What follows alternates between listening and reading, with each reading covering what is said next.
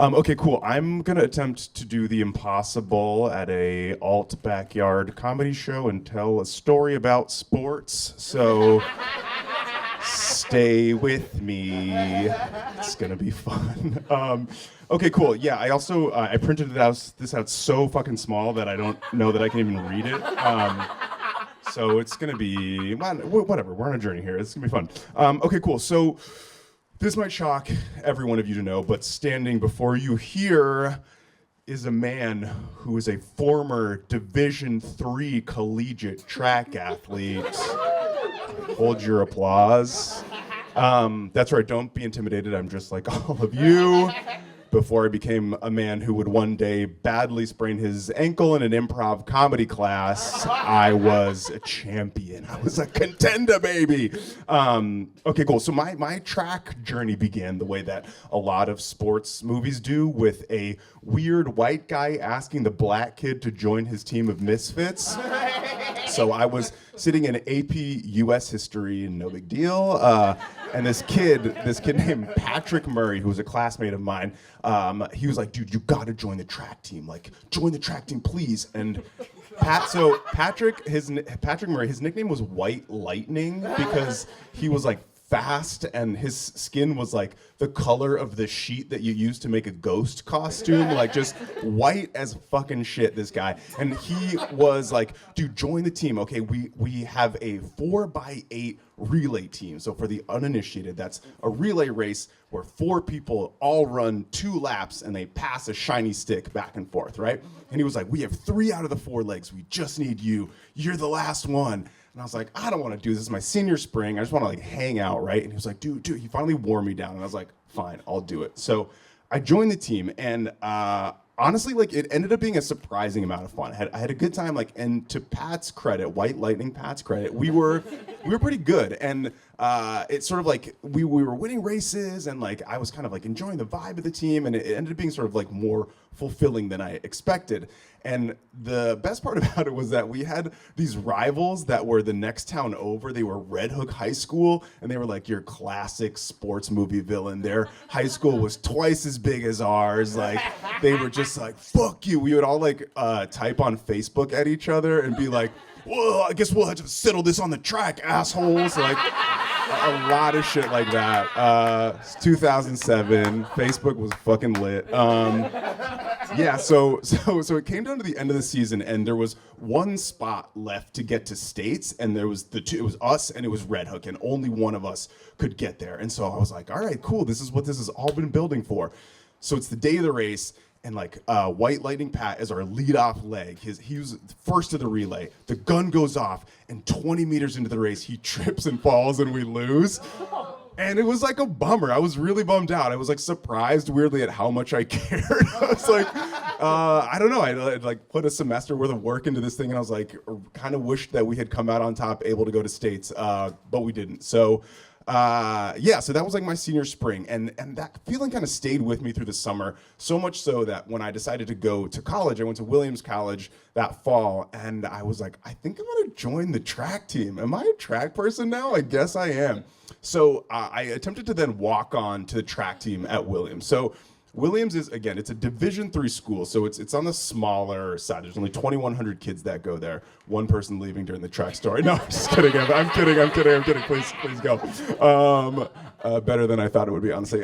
So it's a small school. There's like 2,100 kids, and it is D3, but where unlike kind of cool sports like basketball and football, in track, the difference between D1 and D3 is actually not that big. Like, we had a lot of kids who were smart, but because you can't make any money as a professional track athlete, they're like, I'm just gonna go to the smart school and I'll run for fun there.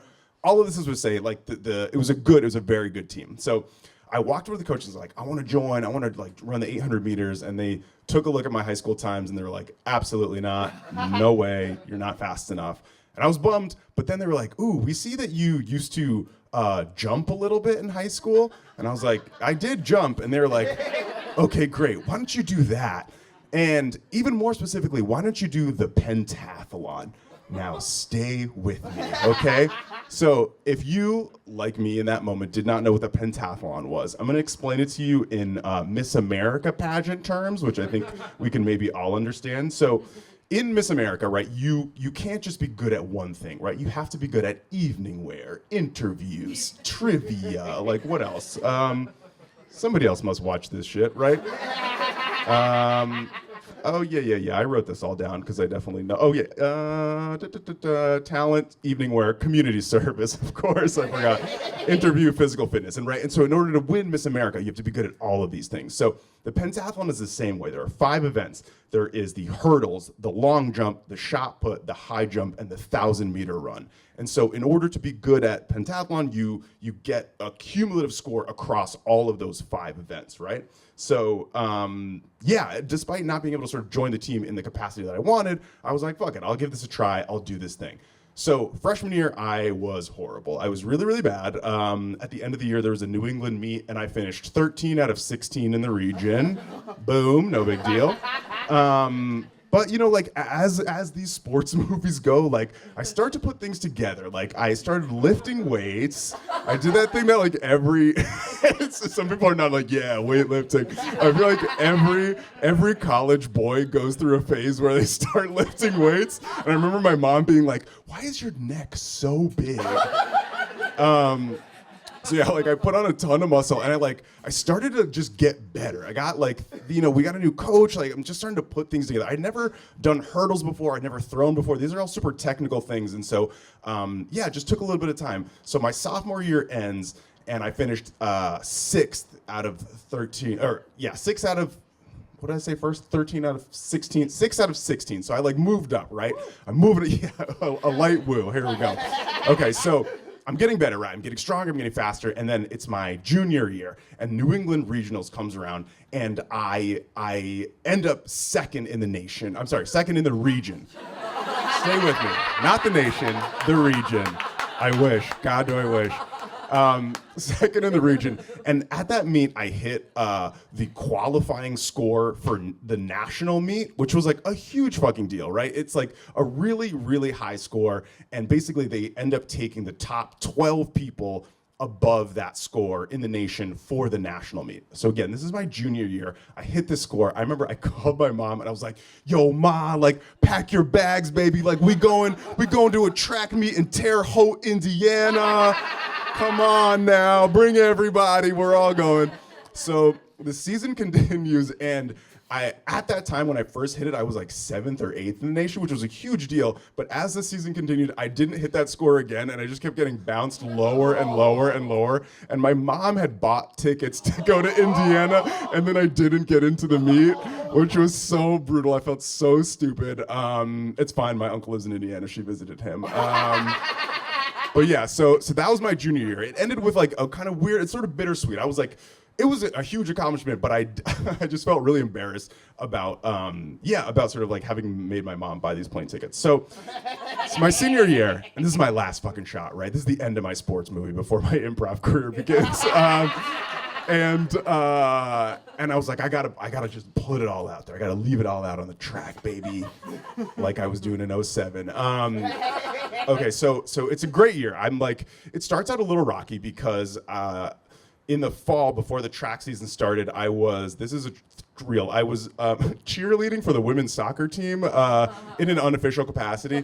And this was like a thing me and my friends would do. And so every time they would score a goal, I would do a backflip in celebration. And one time I didn't warm up well enough. I really under-rotated and slammed my knee into the ground and tore my posterior cruciate ligament, which is the thing in the back of your knee that kind of like stops it from bending backwards. Makes it a little hard to hurdle and jump when your knee's kind of fucked up. So that was like a weird little wrinkle to the start of my tracks, and it set me back a little bit, but I ended up sort of like making it through. It healed slowly over time, and it actually didn't ruin my season, which was really incredible.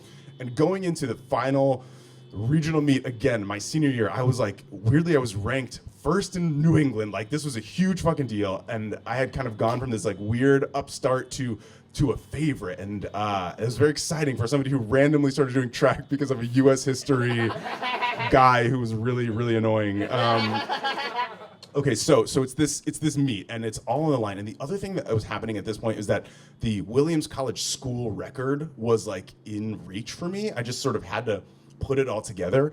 So the meet starts, and like I get a pretty fast time in the hurdles. Like I do well in the other a few events. Like I jump high, I throw far, and it's happening. And so it's the final event of the whole thing. It's the 1,000-meter run, and I know like if I can just sort of put down a good time, I can definitely get to nationals, and I can definitely break the school record. And to sort of like make up for my huge failure the previous year, my mom is there to watch me, which is really sweet. And so I was like, I gotta do it for my mom, right?